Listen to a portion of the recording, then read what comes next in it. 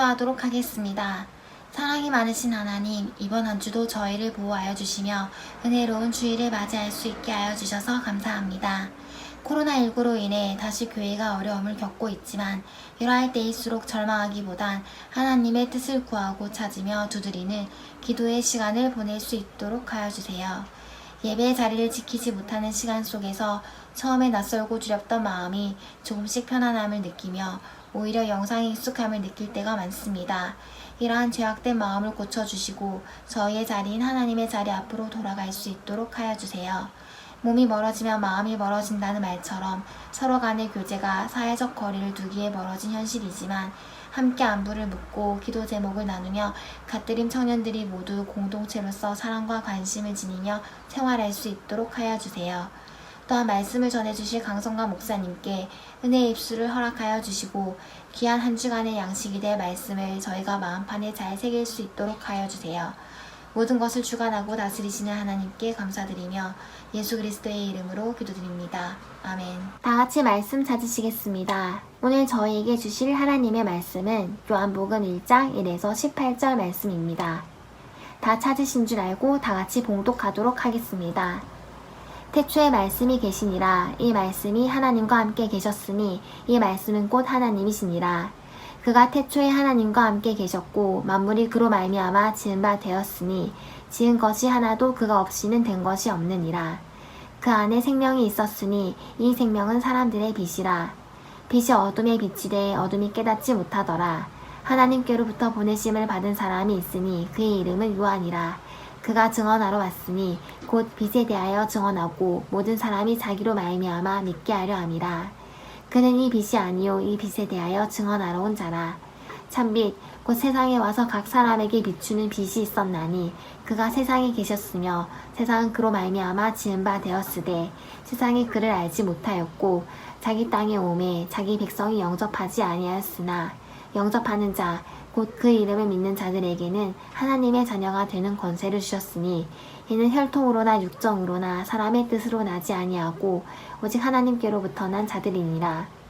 말씀이 육신이 되어 우리 가운데 거하시매 우리가 그의 영광을 보니 아버지의 독생자의 영광이요 은혜와 진리가 충만하더라. 요한이 그에 대하여 증언하여 외쳐 이르되 내가 전에 말하기를 내 뒤에 오시는 이가 나보다 앞선 것은 나보다 먼저 계심이라 한 것이 이 사람을 가리킴이라 아니라.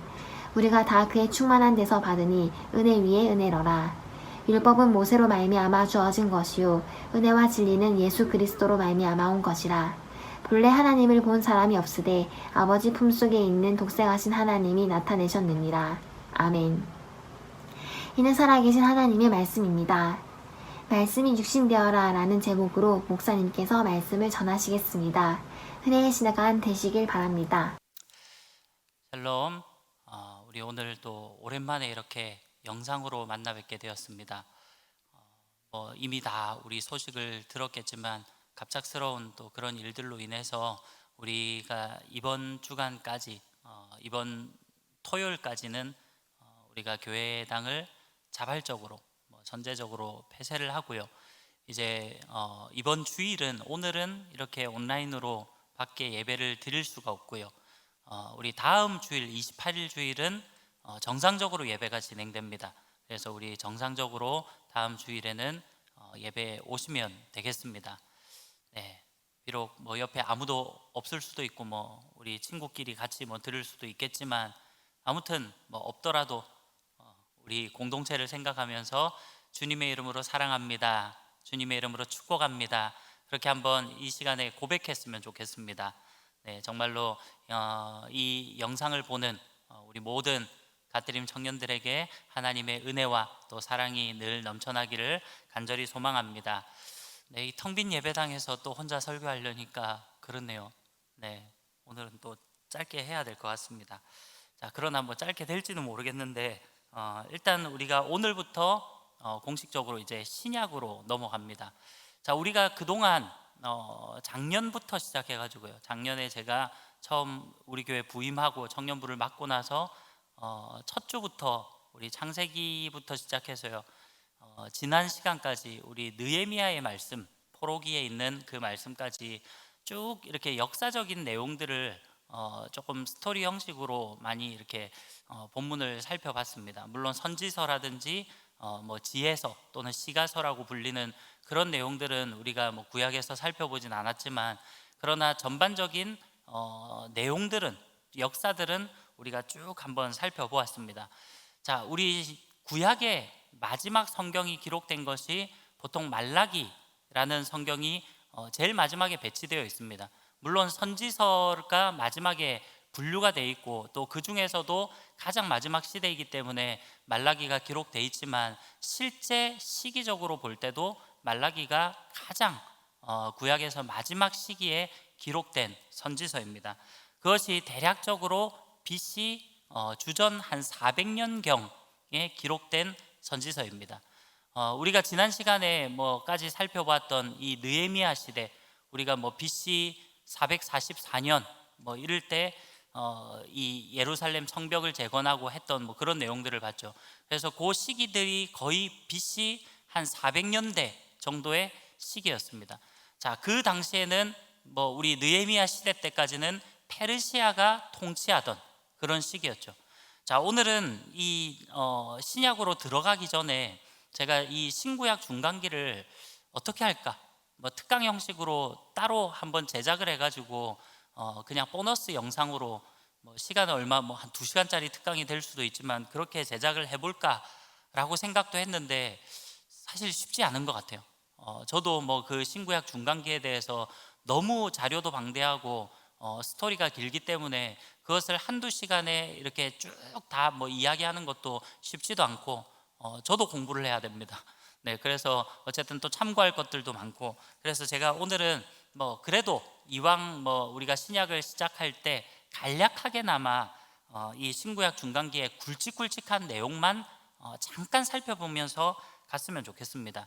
우리가 잘 아는 대로 실제 세계 역사 속에서 이제 페르시아 제국이 이 고대 근동 지역을 통치하다가 나중에 우리가 잘 아는 마게도니아의 왕이었던, 원래 이 마게도니아라는 뭐 나라가 이 필립 2세라는 사람이 급부상하기 시작하고 결국 그 필립 2세의 아들이었던 이 알렉산더 대왕, 우리가 역사 속에서는 알렉산더 대왕 이렇게 뭐 잘 알고 있는데, 이 알렉산더가 결국은 헬라 제국을 건설하게 되는 뭐 그런 일들을 우리가 역사책에서도 세계사에서도 이미 알고 있을 겁니다. 자, 그것이 언제냐면 주전 330 한 1년 뭐 경쯤입니다. 자, 이 BC 331년쯤 됐을 때 바로 이 알렉산더와 그리고 페르시아 제국의 다리우스 3세가 서로 경쟁을 하는, 전쟁을 하는 그런 관계였습니다. 한 5년간의 전쟁을 BC 336년부터 5년 정도 동안 전쟁을 하다가 그 전쟁에서 결국 알렉산더가 승리를 거두게 됩니다. 자, 그러면서 결국은 이 서양을 대표하는 뭐 이 마게도니아는 원래 이 아시아 쪽보다는 유럽 쪽에 가깝기 때문에 이 유럽 대륙을 뭐 대변하는 뭐 그 유럽 쪽, 서양 쪽, 그리고 이 페르시아 제국은 뭐 오늘로 치면 지명으로 볼 때 뭐 이란 그쪽 부근에 거의 근거지를 갖고 있기 때문에 아시아라고 볼 수 있습니다. 그래서 우리가 지금 뭐 시대로 보면 터키라는 나라, 거기에 보면 이 지중해를 건너서 그 위쪽을 보통 유럽이라고 부르고, 이 터키 이남 쪽을 이 지중해 밑에 쪽을 아시아라고 부르죠. 그래서 원래 이전까지만, 이 알렉산더 대왕이 거의 세계를 통일하기 전까지만 하더라도 세계 중심은 아시아였습니다. 그러나 이때부터 시작해서 이제 세계 중심이 조금 유럽 쪽으로 넘어가게 됩니다. 자, 아무튼 이제 동양과 서양을 하나로 묶는 뭐 그런 하나의 문화가 태어난 게 바로 우리가 헬레니즘 문화라고 말하는 이 헬라 제국을 바로 알렉산더가 건설하게 됩니다. 그러면서 이 알렉산더는 뭐 나이도 젊었기 때문에 상당히 공격적으로 그 주변의 나라들을, 제국들을 또 계속해서 또 전쟁을 치르고 승리를 거두고, 그렇게 해서 거의 세계 정복을 꿈꾸며 그렇게 나아가다가 이 알렉산더는 BC 323년에 결국 32살의 젊은 나이로 죽게 됩니다. 자, 그리고 나서 이 알렉산더가 죽고 나서는 결국 그의 후계자 한 대략적으로 4명 정도, 처음에는 한 7명 정도였는데 세력이 약한 3명이 빠지고 한 4명 정도의 후계자들이 서로 통치하기 위해서 다툼을 하게 됩니다. 권력 다툼을 하게 되는데 그 4명이 우리 프텔레마이오스라고 부르는, 줄여서 프톨레미라고 부릅니다. 프텔레마이오스, 네, 길지요. 네, 줄여서 그냥 프톨레미 이렇게 부르는데, 이 프톨레미 그리고 카산더라는 사람과 또 리시마스쿠스라는 그런 사람이 있고요. 그 다음 안티고누스라는 이 4명의 신하들, 이 알렉산더의 신하들이 결국 영토를 분할해서 이 거대한 헬라 제국을 통치하게 됩니다. 자, 그 중에서도 처음에는 이 프톨레미와 카산더와 리시마쿠스가 동맹 관계에 있고요. 이 안티고누스가 좀 하나의 세력을 갖고 있었는데, 그 중에서도 이집트 일대를 통치하던 이 프톨레미 1세와 또 셀류코스 1세 간에 결국 이파전이 됩니다. 처음에는 이 셀류코스라는 이 사람은 안티고누스에게 패배해가지고 오히려 이집트의 프톨레미에게 망명하기도 했습니다. 그러나 나중에는 오히려 프톨레미와 대립하는 그런 관계가 됩니다. 결국 프톨레미 왕조하고 이 셀류코스 왕조, 이 두 왕조 간에 7번에 걸친 이 시리아 전쟁이 있었는데, 처음에는 프톨레미 왕조가 상당히 계속해서 우세하고 승리를 거둡니다. 그러다가 뒤로 가면 갈수록 셀류코스 왕조가 승기를 잡게 됩니다. 자, 그 중에서 이 셀류코스 왕조의 안티오쿠스 3세라는 이 통치자는 친유대 정책을 펼칩니다. 그래서 유대인들에게 상당히 관대하고 또 유대인들의 문화를 인정해주고, 그들의 제사 문화라든지 그런 성전 중심의 그런 문화들을 허용해주는 이런 정책을 펼칩니다. 그러나 나중에 그 아들이었던 이 안티오쿠스 4세는 오히려 그 아버지와 반대로 유대교 말살 정책을 펼치게 됩니다.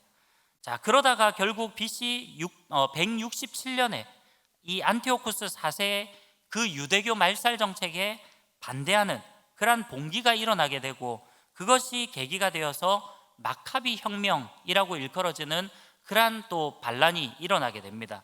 자, 이것은 이 이교 신에게, 이방 신에게 희생 제물을 바치는 그런 의식을 그 당시에 집행을 했는데, 그 중에서도 유대 가문의 이 하스모니안 가문에 속한 제사장 마따디아라는 사람에게 그 이교도 제사를 집례할 것을 명령합니다. 왕의 관리가 명령을 합니다. 결국 이 마따디아는 그 명령을 거절합니다. 그리고 오히려 왕의 관리를 죽이고 반란을 일으키게 됩니다. 근데 이 마따디아는 제사장이기도 했지만 이 당시에 나이가 상당히 많았어요. 고령이었기 때문에 결국 몇 달 후에 이 마따디아는 죽게 됩니다. 그리고 그 셋째 아들이었던 유다라는 이름을 가진, 유다는 참 이름이 많죠. 유다가 지도자가 되어서 결국 이 유대의 독립운동을 펼치게 됩니다. 자, 그리고 그 독립투쟁이 결국 성공하게 되고요. 그 전쟁을 보통 마카비 전쟁이라고 부릅니다. 이 마카비 전쟁에서 승리를 하면서 결국 이 마카비 혁명, 결국 유대가 독립하는 그런 계기가 되어지고요. 그래서 그 독립한 유대 왕조를 우리는 마카비 왕조라고 부릅니다. 자, 결국 3년 뒤인 주전 164년 12월에 이 이교 행위로 더럽혀진 그 성전을 깨끗게 하는 그런 이 절기를 지키게 되는데, 그 절기의 이름을 유대인들 이름으로는 하누카라고 부르고, 그것이 요한복음 10장에 나오는 수전절의 계기가 됩니다. 그래서 이 마카비 혁명이 일어나고 독립이 일어나면서 그때부터 수전절이라는 절기를 유대인들이 지키게 됩니다. 자, 어쨌든 유대는 그렇게 해서 167년부터 BC 167년부터 잠시 동안 이 마카비 왕조가 통치를 하고 잠시 독립하게 되는 그런 계기가 되기도 합니다. 자, 그러나 어쨌든 이 헬라 제국은 그 이후에 셀류코스 왕조가 결국 주전 63년에 BC 63년에 이 로마의 그 당시에 신흥도 강국이라고 불려지는 이 로마의 폼페이우스 장군에 의해서 멸망당하게 되고요. 또 프톨레미 왕조도 결국 주전 30년에 결국 로마에 의해서 멸망당하게 됩니다. 그리고 유대 땅도 결국 로마의 폼페이우스가 정복하게 됩니다. 이 폼페이우스는 심지어 어떤 일까지 했냐면 이 유대를 치면서 예루살렘에 공격을 하러 들어온 거예요. 근데 거기에 성전이 있잖아요. 그 성전을 보면서 궁금한 거예요. 너무나도 궁금하고 말로만 들어오던 그 유대인들의 성전, 뭐 자기들 로마 제국에도 로마 뭐 신전들이 있고 여러 가지 그런 신전들이 있는데 이 예루살렘에 있는 이 성전을 보고 이 폼페이우스는 상당히 궁금해합니다. 근데 뭐 어쨌든 이 폼페이우스가 나름대로 뭐 이 침범을 하면서도 그래도 다른 금은보화나 이런 것들은 건드리지 않고 아무튼 뭐 잘 들어오긴 들어왔어요. 근데 문제는 이 폼페이우스가 어디까지 성전을 구경하고 들어가게 되냐면 지성소를 들어가게 됩니다. 그럼 우리가 보통 유대인들 경우에는 지성소에 들어가면 어떻게 됩니까? 지성소는 하나님이 임재해 계신 곳이라고 했죠. 네, 그렇게 의미적으로 받아들였습니다. 유대인들은 바로 이 지성소에 성전에 하나님께서 거하고 계시는데 그 중에서도 하나님이 거하시는 곳이 바로 지성소이다 이렇게 생각을 했습니다. 근데 이방인이었던 이 로마의 폼페이우스가 지성소를 들어가게 되는 거예요. 그런데도 죽지는 않았습니다. 자, 아무튼 이 폼페이우스는 지성소를 들어갔는데도 뭐 거기에 아무것도 없는 거예요. 심지어는 있어야 될 법궤조차도 그 당시에 없었다고 전해져요. 그래서 이 폼페이우스가 상당히 실망을 하고 돌아갔다라는 이야기가 있습니다. 자, 어찌되었건 이것에 의해서 결국 이 유대인들은 폼페이우스에 대해서 상당한 이 거부 반응이 일어나게 됩니다. 그러면서 그 당시에 유대인들은 계속해서 폼페이우스를 저주하는 그런 기도를 했다라고 전해지기까지 합니다. 자, 아무튼 이 시대는 이제 로마가 이제 뭐 성장을 하는 뭐 그런 시기였습니다. 그리고 이때가 바로 1차 삼두 정치라고 부르는 3명의 핵심적인 그런 리더가 있었습니다. 그 중에 한 사람이 바로 폼페이우스였고요. 그 다음에 한 명이 카이사르, 우리가 시저, 율리어스 시저라고 많이 알고 있는 이 카이사르, 그리고 크라수스, 총사령관이었던 로마의 총사령관이었던 크라수스, 이 3명의 3파전의 싸움으로 삼두 정치로 그렇게 로마가 통치를 하게 됩니다. 자, 그러나 총사령관이었던 이 크라수스는 먼저 죽게 되고요. 결국 로마는 폼페이우스와 카이사르 2파전으로 가게 됩니다. 자, 그리고 폼페이우스가 결국 이 원로원의 지지를 받게 되면서 권력을 잡는 듯합니다. 자, 그러나 이 폼페이우스 장군이 거의 모든 전쟁에서 승리를 거두는데 단 한 번의 전쟁에서 패배를 거두게 됩니다. 근데 그때 패배를 하고 이집트로 망명을 갔다가 결국 이집트에서 살해를 당하게 됩니다. 자, 그 위에 결국 가이사르도 결국 암살을 당하게 되고요. 그때 급부상한 인물이 바로 안티파터라는 인물입니다. 그리고 이후에 로마의 2차 삼두 정치라고 불려지는 그 시대 때 이 안티파터의 둘째 아들이었던 헤롯이라는 인물이 급부상하게 되면서 권력을 차지하게 됩니다. 그리고 이 헤롯은 결국 로마의 그런 권력에 잘 기생을 했다라고 그래야 될까요? 잘 붙어서 어쨌든 유대 땅을 통치하는, 심지어는 유대 땅의 왕으로서 그렇게 임명을 받게 됩니다. 그래서 우리가 잘 아는 헤롯 대왕이라고 부르는 이 헤롯이 바로 유대의 왕으로서 그렇게 임명을 받게 됩니다. 자, 이후에 헤롯은 비참한 말년을 보내다가 결국 그가 죽은 후에 헤롯의 세 아들이 바로 이 유대 땅을 분할하여서 통치하는 그런 일들이 있습니다. 그래서 우리가 그 세 아들은 보통 안티파스라고 부르는데 헤롯 안티파스라고 부르죠. 그 다음에 아켈라우스, 성경에는 아켈라오라고 나오는데 이 헤롯 아켈라우스, 그리고 빌립, 바로 헤롯 빌립이라는 이 3명의 아들들이 바로 유대 땅을 나누어서 분할해서 통치하는 그런 일들이 있게 됩니다. 자, 이게 바로 주전 한 약 30년경까지 쭉 이어오는 그런 지금 중간기의 역사입니다. 자, 짧은 시간이지만 제가 그 중간 스토리를 다 말씀드릴 수는 없고요. 그거를 다 말하려면 한 진짜 몇 시간은 걸릴 것 같고, 더 디테일하게 하려면 며칠이 걸릴지도 모릅니다. 아무튼 이 중간기 약 400년간의 그런 기간의 세계 정세, 실제 그 당시에 페르시아 제국에서 이제 헬라 제국으로, 또 헬라 제국에서 로마 제국으로 넘어가는 그런 내용들, 그리고 BC 167년경에 이 마카비, 유대가 잠시 마카비 왕조가 독립했다라는 정도만 여러분들이 알고, 그리고 이제 신약을 우리가 들어가면 좋겠습니다. 자, 결국 그렇다면 이 BC 400년부터 결국 예수님이 오시기까지, 그때 이 400년간을 우리는 성경에서 말할 때는 신구약 중간기라고도 말하지만, 또 다른 별칭으로 바로 영적 암흑기라고 부르기도 합니다. 왜 영적 암흑기냐면, 물론 이 당시 때 그 400년 기간 동안에 하나님의 사람들이 없었던 것은 아닐 겁니다. 이 당시에도 분명히 선지자와 같은 사람들이 있었을 것이고요. 나름대로 정치 지도자들, 나름대로 대제사장들이나 그런 정치적으로 또 종교적으로 영향을 끼치는 사람들은 많이 있었을 것입니다. 그럼에도 불구하고 이 400년 기간 동안은 성경에 기록이 없습니다. 그것은 우리가 알 수는 없습니다. 성경을 주신 분도 하나님이시고, 이 성경을 기록한 것도 물론 인간 저자에 의해서 기록했지만 성령의 감동하심으로 기록되었기 때문에 결국 하나님께서 이 성경을 우리에게 주신 것이고, 이 성경이 바로 정확무오한 하나님의 말씀으로 우리는 그렇게 믿고 나아갑니다. 자, 그렇기 때문에 하나님께서 왜 이때는 400년간 침묵하셨는지 우리는 알 수 없지만, 그러나 적어도 분명한 것은 바로 예수 그리스도께서 이 땅 가운데 오시기 위한 그런 준비의 기간이었다라고 생각할 수 있을 것입니다. 자, 오늘은 이 요한복음 1장의 말씀을 제가 특별히 본문으로 정해서 우리가 함께 살펴보는데요. 마태복음을 볼 수도 있고 누가복음을 볼 수도 있습니다.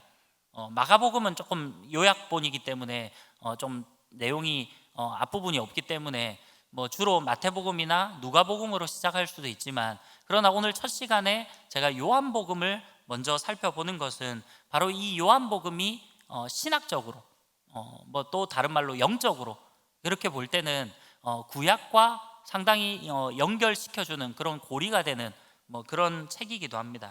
자, 오늘 이제 본문의 말씀을 한번 살펴보겠습니다.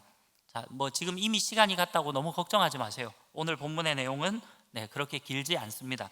자, 오늘 우리 읽은 요한복음 1장의 말씀을 보니까요, 1절 말씀에 태초에 말씀이 계시니라, 이 말씀이 하나님과 함께 계셨으니 이 말씀은 곧 하나님이시니라, 그렇게 말씀하고 있습니다. 자, 너무나도 유명한 말씀이고 여러분들이 한 번쯤은 읽어보고 한 번쯤은 들어봤을 만한 그런 구절이 바로 이 요한복음 1장 1절의 말씀일 것입니다. 자, 태초에 말씀이 계시니라, 이렇게 시작을 해요. 자, 태초라는 시간이 들어가면 우리는 어떤 구절이 떠오르십니까? 여러분들은 이 태초라는 단어를 들으면 어떤 구절이 떠오르시나요? 아마도 많은 우리 지체들이 태초라는 단어를 딱 듣는 순간, 창세기 1장 1절의 말씀이 아마 생각날 겁니다. 웬만하면 어지간히 신앙생활 했다라고 한 사람들은 누구나 외울 수 있는 그 구절, 창세기 1장 1절, 태초에 하나님이 천지를 창조하시니라, 다 외우시죠? 자, 이 말씀이 연상이 됩니다. 창세기 1장 1절 말씀에서 태초에 하나님이 천지를 창조하셨다라고 말하고, 지금 이 요한복음 1장 1절에서는 태초에 말씀이 계시니라, 같은 태초라는 단어를 씁니다. 영어 성경에서는 in the beginning 이라고 이야기하기도 하죠. 그러나 정확하게 이야기를 하면 이 시간은 알 수 없는, 굳이 수학적으로 이야기를 해보자면 마이너스 무한대의 시간이라고 말할 수 있을 것입니다. 왜냐하면 우리는 그 시기를 동시에 알 수가 없어요. 하나님은 창세 전부터 스스로 계신 자이다 라고 그렇게 스스로 말씀하셨죠.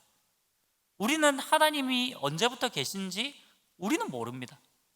아니, 영원 전부터 계신 분이에요. 그러니까 영원 전이라는 것은 마이너스 무한대의 시간이라는 거예요. 하나님은 처음부터 계신 분입니다. 자, 아무튼 아무것도 없는 무에서 이 세상이라는 유를 창조하신 그 시기를 우리는 일단 성경에서 창세기 1장 1절에서 태초라는 시간으로 사용을 했습니다. 근데 지금 이 요한복음 1장에서 태초란 단어가 다시 등장을 해요. 그러면서 그 태초에 말씀이 계셨다라고 그렇게 이야기를 합니다. 자, 태초에 말씀이 있었다. 태초에 하나님이 천지를 창조했던 그때에 바로 말씀이 있었다라고 이야기를 합니다. 이 말씀이라고 번역된 이 헬라어 단어는 로고스라는 단어입니다. 자, 우리가 보통 말씀을 로고스라고도 헬라어로 부르고 하는데, 이 로고스는 단순히 그냥 말씀 이 정도로의 번역을 하는 것이 아니라 사실은 이 로고스라는 영적인 또 그런 단어로 볼 수 있어요. 자, 아무튼 어려운 단어니까 그것은 제쳐두고라도, 자, 어쨌든 태초에 말씀이 계셨다, 즉 태초에 로고스가 있었다, 이렇게 성경이 이야기를 해요. 자, 그러면서 이 말씀이, 그 로고스가 바로 하나님과 함께 계셨으니 이 말씀이, 이 로고스가 곧 하나님이시다 라고 그렇게 이야기를 합니다. 자, 이제 다시 창세기 1장을 우리가 한번 연상을 해봅시다. 자, 창세기 1장은 무슨 사건들이 기록되어 있습니까? 바로 천지 창조의 사건입니다. 태초에 하나님이 천지를, 하늘에 있는 것과 땅에 속한 모든 것을 만드셨다라는 거예요. 하나님은 6일 동안의 창조 과정을 통해서 결국 세상의 모든 만물을 만드시고, 그리고 7일째는 쉬시는, 안식하시는 그런 일들을 통해서 창조 사역을 하셨습니다. 근데 그 창조 사역을 하셨을 때 바로 말씀이 계셨는데, 그 말씀이 하나님과 함께 계셨대요. 그러면서 그 말씀이 곧 하나님이시다라고 이야기를 하는 겁니다. 자, 일단 우리가 구약의 배경이 없다 할지라도, 지금 이 요한복음 1장 1절의 말씀을 처음 읽는 독자라 할지라도, 자, 어쨌든 우리는 태초에 말씀이 계셨는데 그 말씀이 하나님과 함께 계셨고 그 말씀이 곧 하나님이시다라는 일단 이 내용을 들었습니다. 자, 그러면 우리 창세기의 그 천지 창조를 할 때 하나님께서 이 천지 만물을 무엇으로 창조하셨습니까? 잘 아시겠지만 하나님께서 세상 만물을 만드실 때 바로 말씀을 통해서 만드셨습니다. 빛이 있으라 말씀하시니까 빛이 있었죠. 물은 한 곳으로 모이고 묻이 드러나라, 그러니까 땅이 형성되고 바다가 만들어진 거예요. 하늘은 궁창을 내고 이렇게 얘기를 하니까 하늘이 형성이 되고요. 그 가운데 또 식물들이 자라나게 되고 또 동물들이 생기게 되고, 유일하게 천지 창조 중에서 하나님께서 무언가 말씀이 아닌 액션이 들어간 것이 바로 사람을 만들 때였습니다. 그만큼 사람이 중요하다는 것을 의미하는 것이겠죠. 그만큼 하나님께서 이 사람을 만들 때는 더 정성을 들여서 애지중지 만들었다라는 것을 우리는 그것을 통해서 조금 유추해 볼 수 있습니다. 자, 아무튼 그 외 모든 세상 만물을 만드실 때는 하나님께서 말씀으로 만드셨어요. 근데 그 말씀이 곧 하나님이시고 그 말씀이 하나님과 함께 하셨고, 이런 지금 어려운 이야기를 1장 1절에서 이야기를 합니다. 자, 그러면서 2절 말씀해 보니까 그가 태초에 하나님과 함께 계셨고, 자, 여기에서 그는 바로 로고스를 이야기합니다. 즉 말씀을 이야기하는 거예요. 이 말씀이 바로 태초에 천지를 창조하셨던 그 하나님과 함께 계셨고, 3절에 보니까 만물이 그로 말미암아 지은 바 되었으니, 자, 아까 말씀으로 하나님께서 만드셨다라고 했죠. 자, 만물이 그로 말미암아 지은 바 되었다라고 설명을 하면서 지은 것이 하나도 그가 없이는 된 것이 없느니라, 이렇게 설명을 합니다. 즉 이 로고스도 바로 창조 사역에 동참했다라는 것을 우리는 알 수 있는 겁니다.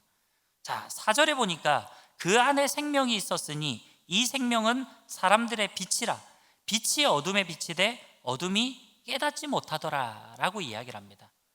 자, 이 로고스가 결국 그 로고스 안에 생명이 있었다라고 이야기를 하고요. 이 생명은 바로 사람들의 빛이라고 이야기를 합니다. 근데 그 빛이 어둠에 비쳤는데 어둠이 깨닫지 못했대요. 이 말을 다른 번역으로 하면 어둠이 이기지 못했다라는 번역으로 하기도 합니다. 자, 여러분들 우리가 뭐 이 빛이라는 것들을 자, 빛이 있었다라고 하면 어둠은 어떻게 됩니까? 사라지게 되죠. 자, 지금 여기 강대상에 조명이 있습니다. 이 조명이 비치기 때문에 여기가 지금 밝은 거예요. 그래서 여러분들이 제가 잘 보이죠, 지금.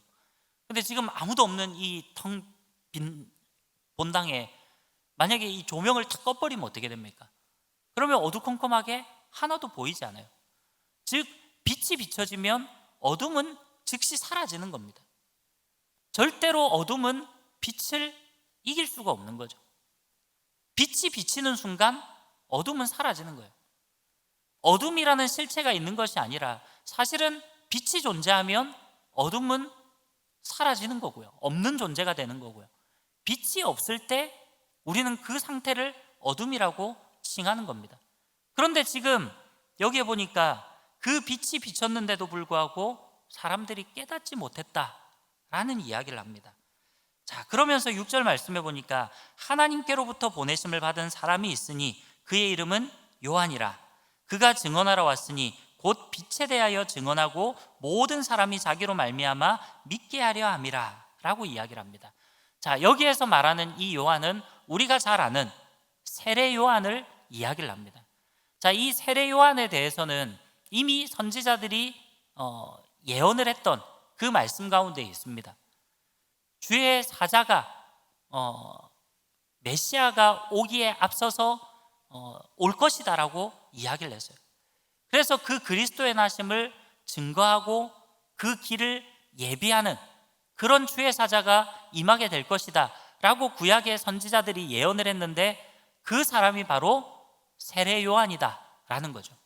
자, 우리가 그건 뭐 다른 복음서에서 나중에 한번 살펴보도록 하고요.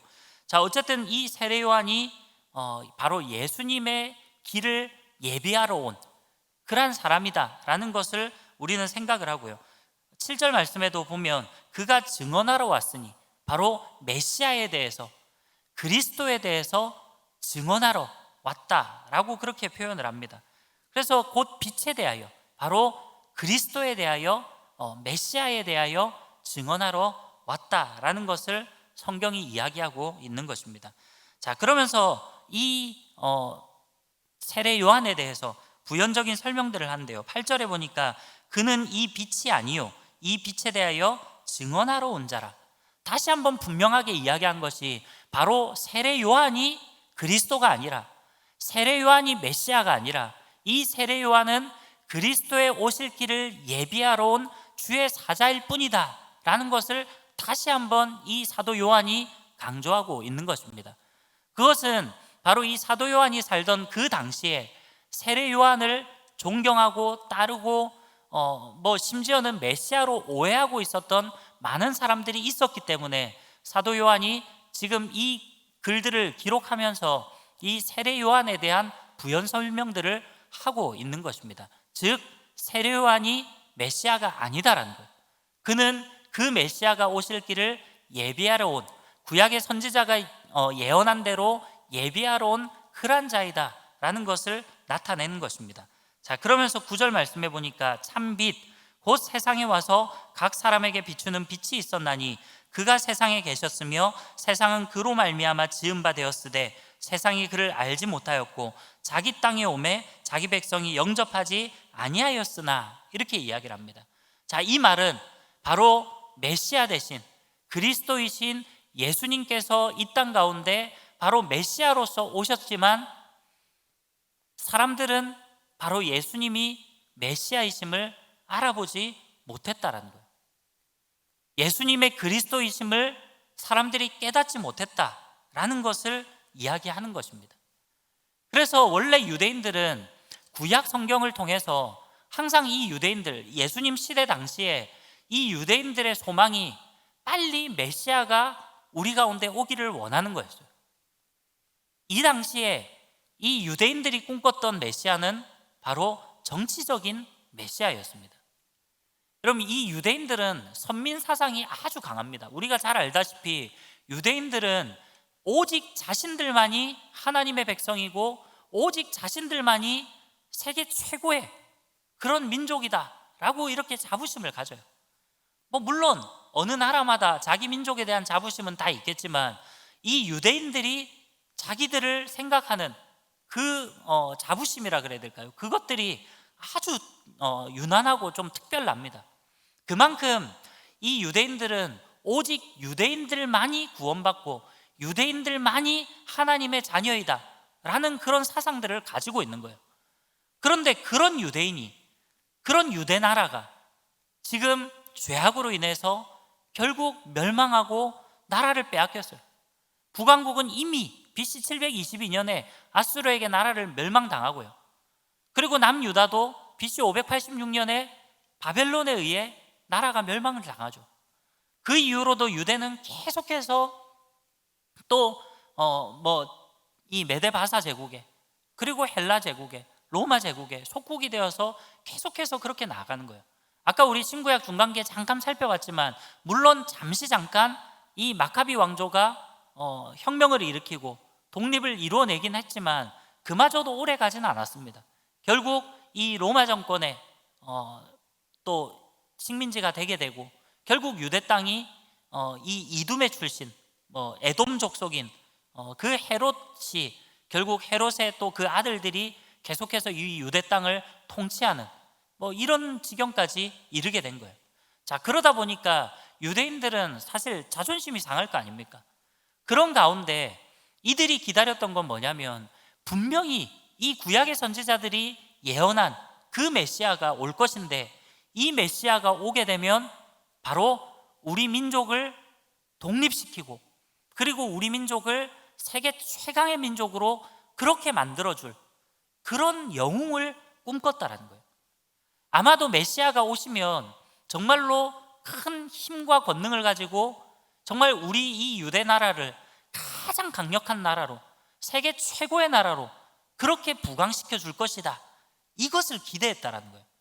자, 그런데 예수님은 어떻습니까? 우리가 잘 알다시피 예수님은 그렇지 않았습니다.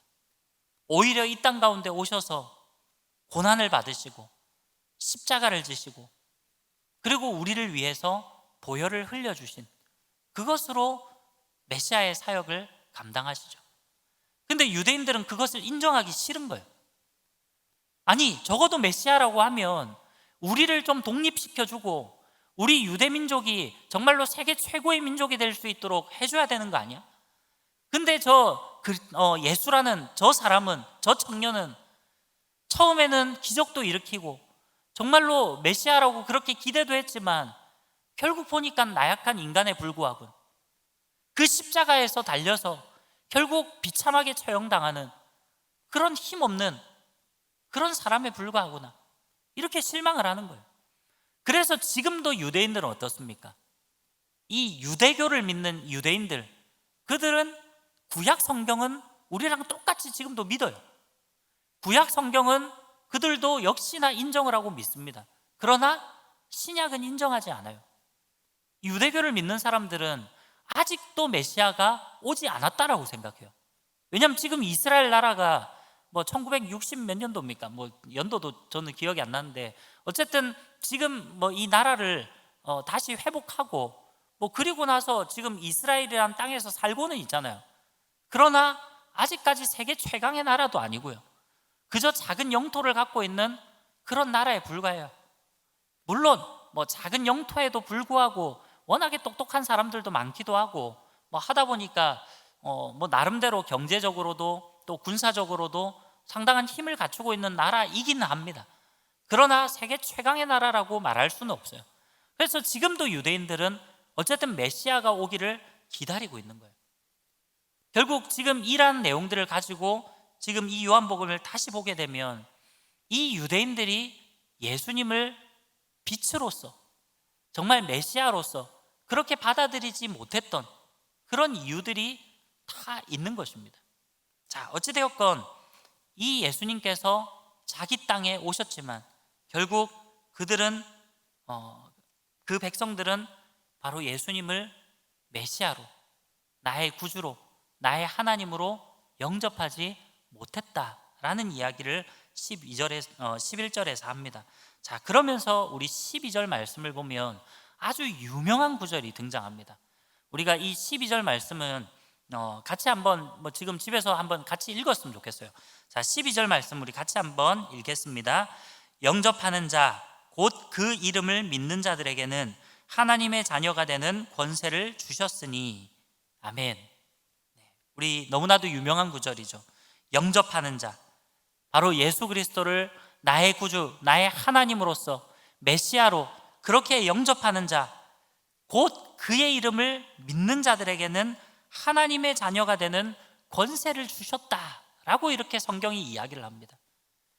바로 우리가 예수님을 나의 구주로 믿고 영접하면 하나님께서는 우리를 하나님의 자녀가 되는 그러한 권세를 우리에게 주신다라는 이 복음의 핵심을 이곳에 지금 기록하고 있습니다. 사랑하는 우리 청년 여러분, 여러분들은 신앙생활을 하면서 내가 예수 그리스도를 믿는다, 나는 주님을 영접했다 라고 말을 하는데 과연 여러분들의 마음속에 지금 어떠한 삶을 살아가고 있습니까? 어떠한 마음을 품고 살아가고 있습니까? 내가 그리스도인으로서 하나님을 믿는다고 말하고 예수 그리스도를 믿는다고 말하는데 정작의 나의 삶에는 정말 이 예수 그리스도를 믿고 영접하는 것이 어떠한 의미로 다가오십니까? 그저 내가 신앙생활한다, 교회 생활한다, 나 기독교인이다, 나 교회에 출석한다, 그럼 그저 그런 것으로 만족하시겠습니까? 그렇지 않다라는 거예요. 우리가 하나님의 자녀가 되는 것, 예수 그리스도를 나의 구주로 믿고 영접한다라는 것은 바로 하나님의 자녀가 되는 그런 놀라운 권세가 우리에게 주어져 있다라는 겁니다. 사랑하는 우리 청년 여러분, 이 사실을 꼭 기억하면서 나아갈 수 있기를 간절히 소망합니다. 여러분, 우리는 하나님의 자녀입니다. 우리는 세상 속에서 살고 있지만 이 세상과는 반드시 구별되어야 될 그러한 믿음의 사람들입니다. 하나님의 자녀들입니다. 세상의 친구들이, 세상의 사람들이 아무리 범죄함 가운데, 죄악 가운데 자기 멋대로 그렇게 살아간다 할지라도, 세상의 문화가 아무리 보기에는 좋아 보인다 할지라도 결코 하나님의 자녀는 그 세상과 혼합해서 살아갈 수가 없다라는 거예요. 왜냐하면 하나님의 자녀가 되면 정말 이 세상보다도 더 큰 권세가 우리에게 주어지기 때문입니다.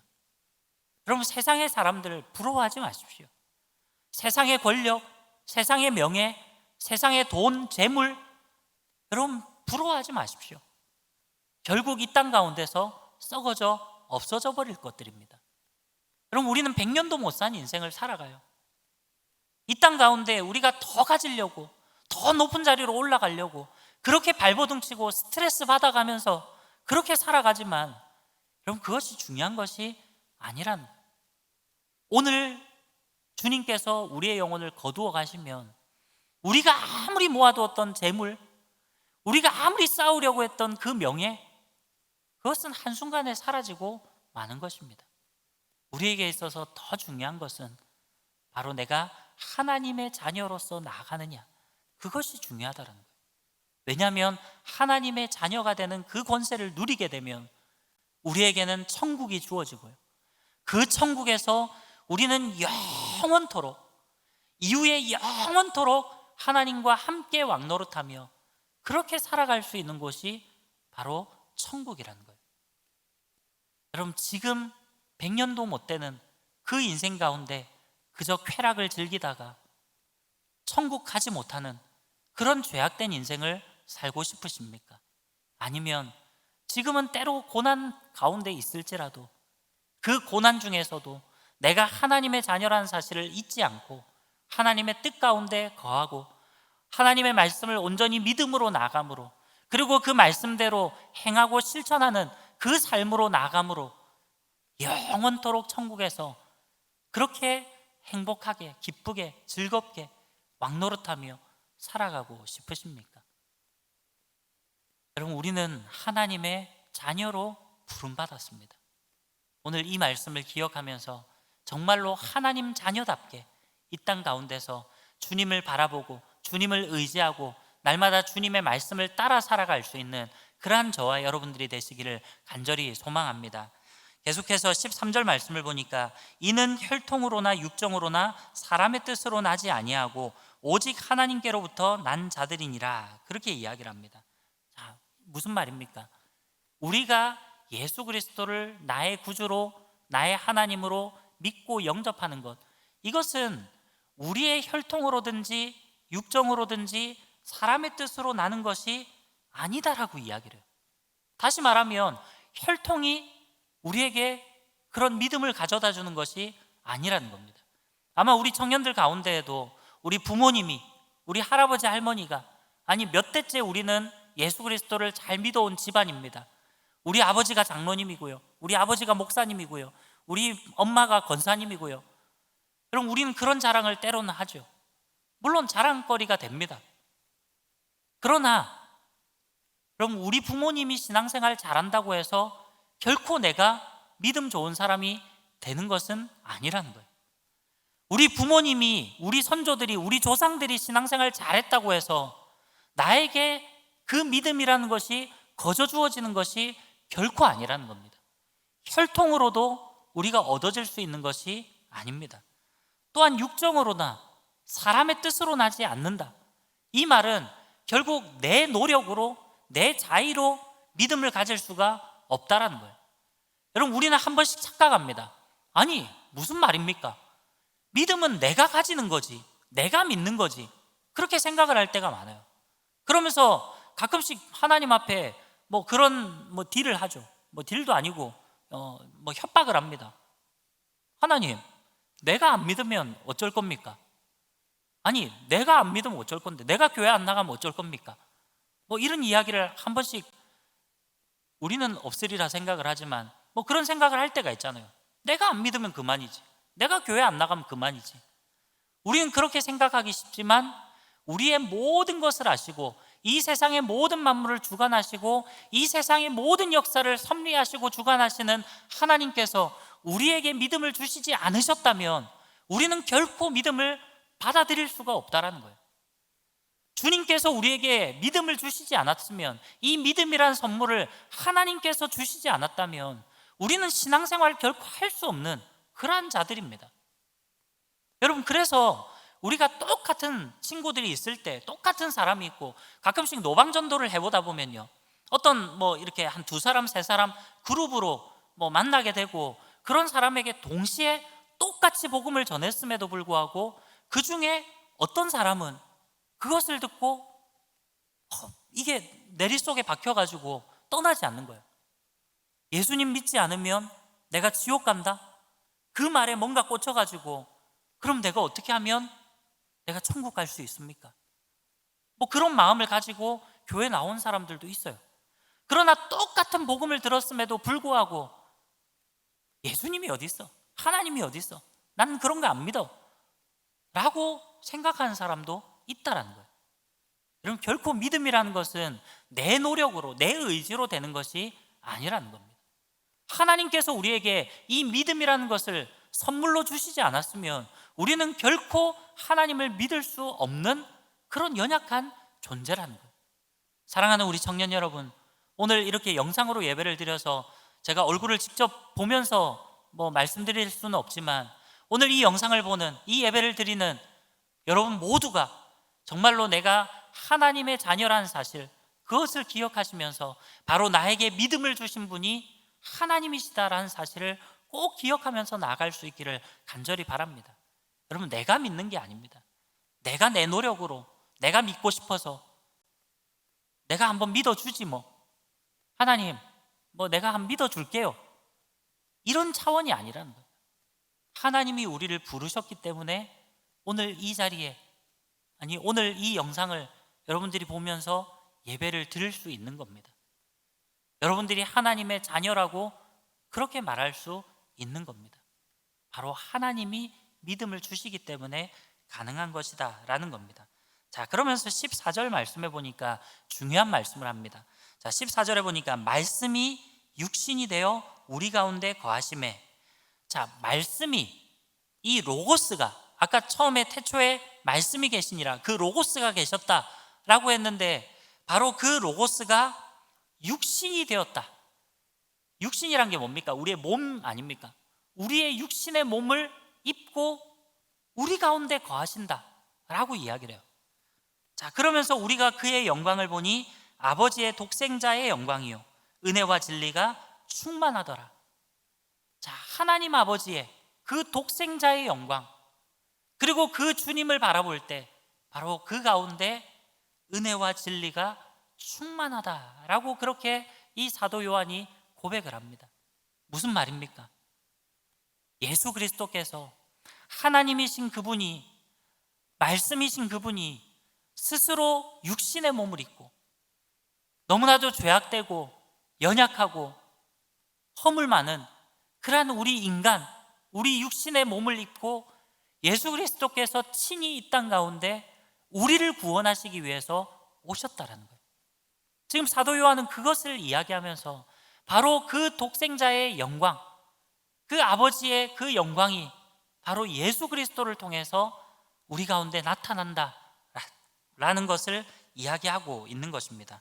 자, 그러면서 15절 말씀해 보니까 요한이 그에 대하여 증언하여 외쳐 이르되 내가 전에 말하기를 내 뒤에 오시는 이가 나보다 앞선 것은 나보다 먼저 계심이라 한 것이 이 사람을 가리킴이라 하니라.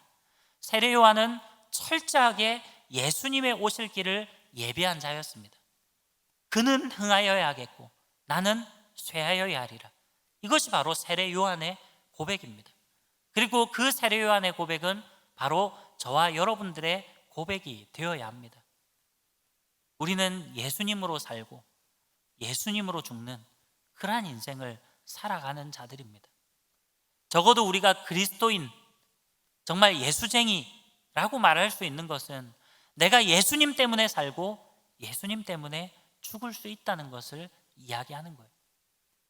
예수님이 계시지 않다면, 예수님이 없으면 나는 아무것도 아니라는 거예요. 세례 요한은 오직 자신이 아니라 예수 그리스도만이 나타나기를 원하셨다라는 겁니다. 사랑하는 우리 청년 여러분, 정말 우리 또한 마찬가지입니다.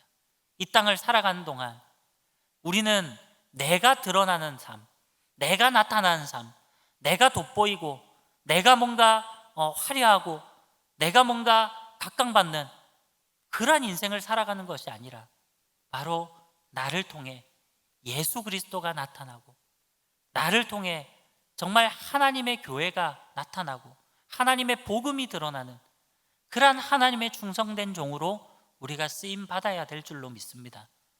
여러분, 하나님께서 우리를 이 땅 가운데 보내신 그런 목적이 분명히 있을 것 아니겠습니까?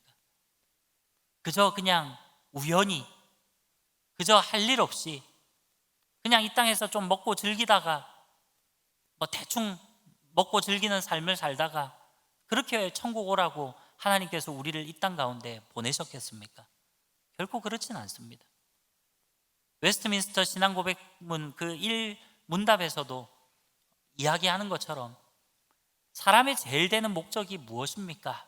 라고 질문할 때 그 대답이 사람의 제일 되는 목적은 바로 하나님을 영화롭게 하고 그를 영원토록 즐거워하는 것입니다 라고 이야기했듯이 우리는 이 땅 가운데서 하나님을 예배하고 하나님을 찬양하고 하나님을 경배하는 그러한 삶을 살아가야 하는 것이고요, 또 제일 되는 목적뿐만 아니라 그 이후에 다른 목적들을 보면 우리가 바로 이 땅 가운데서 하나님의 교회를 세워가는, 그리고 그리스도의 복음을 전파하는 그런 목적들, 그런 사명들이 바로 우리 안에 있다라는 것입니다.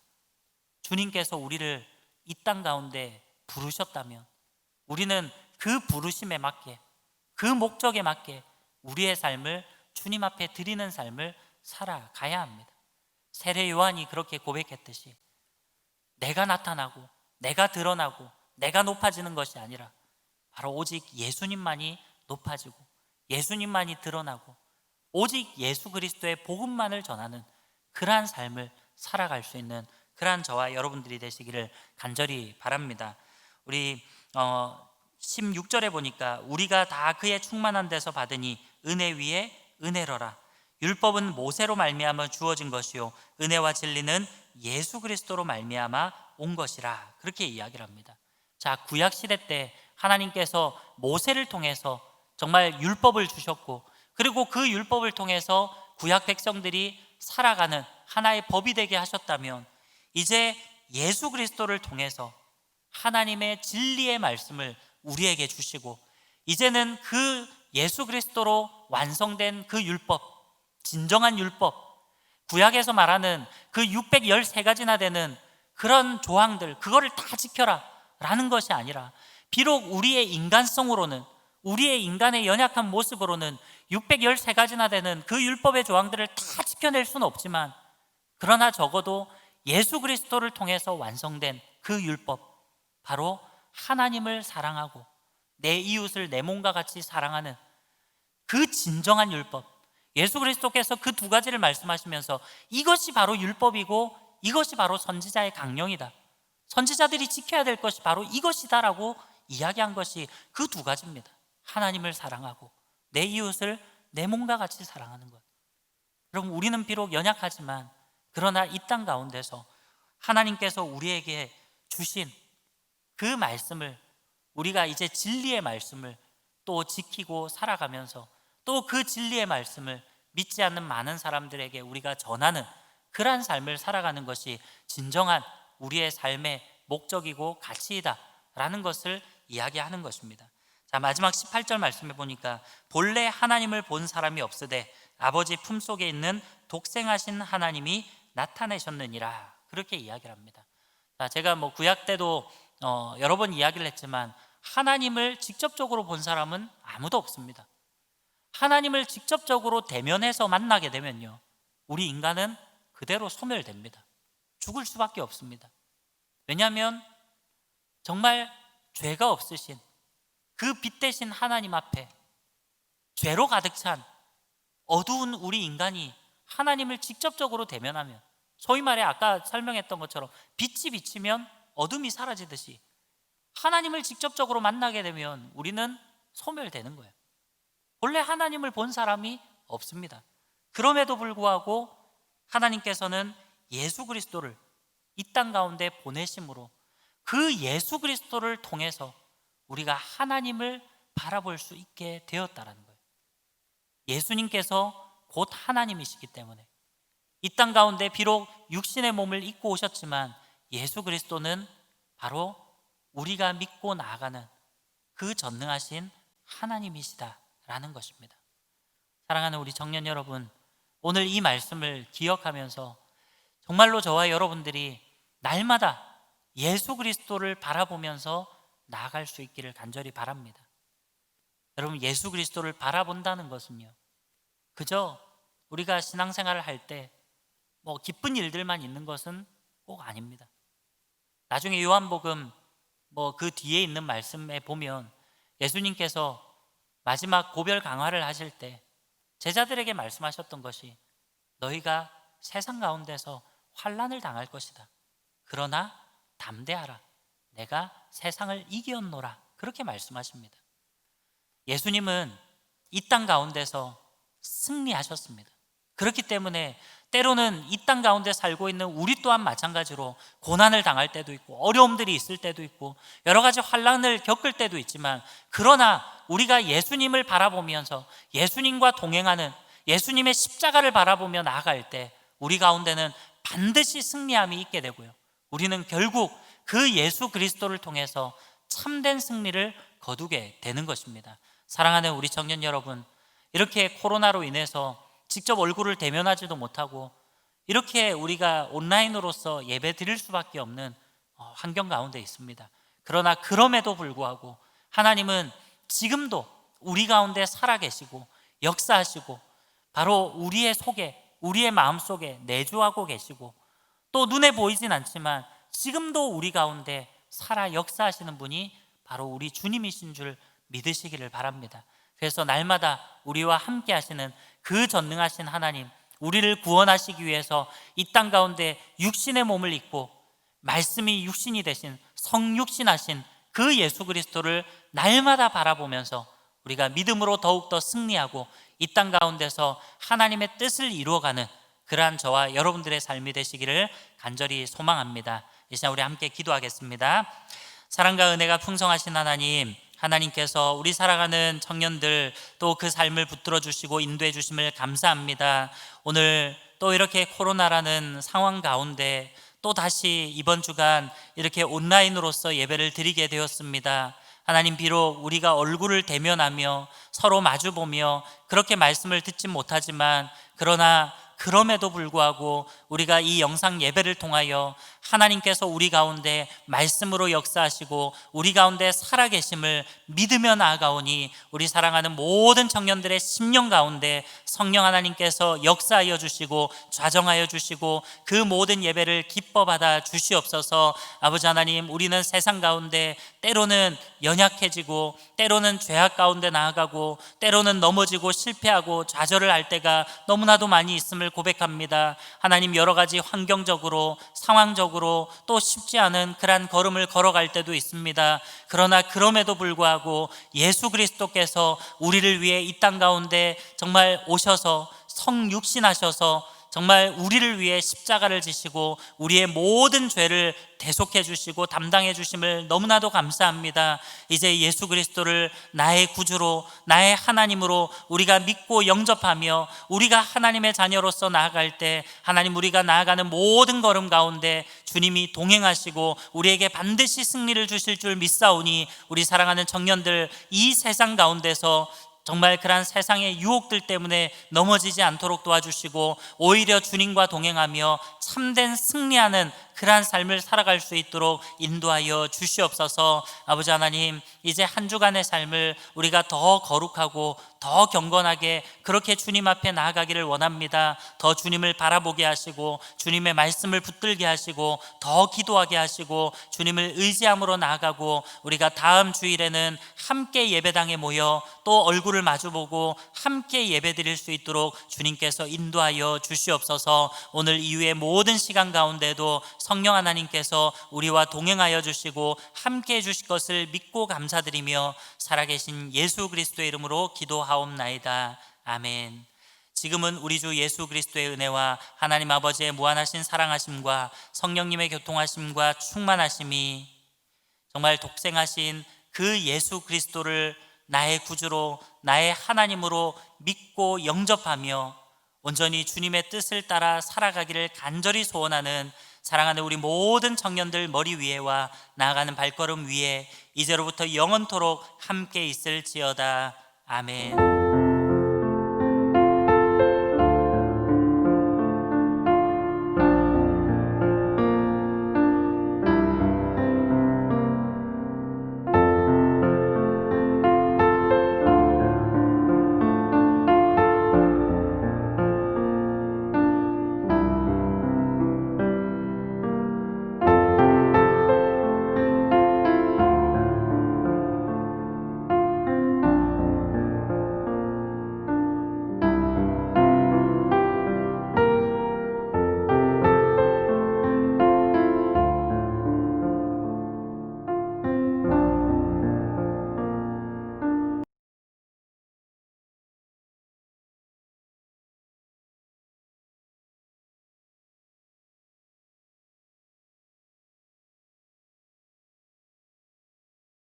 네, 카타, 네, 반갑습니다.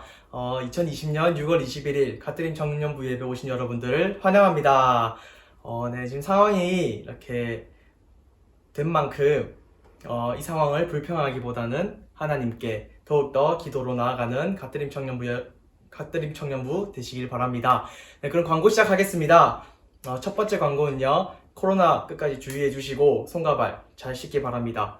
네, 그리고 두 번째 광고는요, 조장님들은 이제 목사님과 대신방 날짜가 잡혀 있었죠. 그런데 그 날짜를 이제 7월달로 미뤄야 합니다.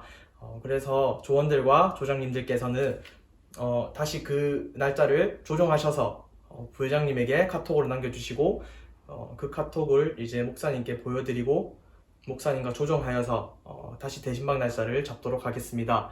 그러면 광고는 여기까지고요. 다 같이 그럼 구호를 외쳐볼까요? 네. 청년부흥 거제를 넘어